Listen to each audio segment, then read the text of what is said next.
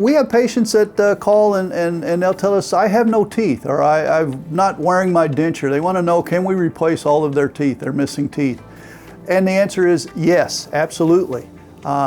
We can use the mini implants to stabilize a loose or an ill-fitting denture is one option.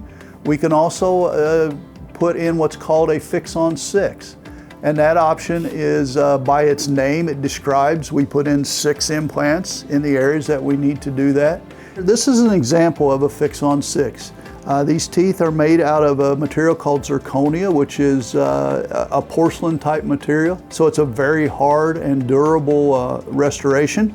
And I'm going to show you there are 6 of the mini implants, and inside of the restoration are the housings and the O-rings that hold it in place. And again, this is just snapped into place, and the patient leaves with those teeth in place with the instructions, do not remove those teeth.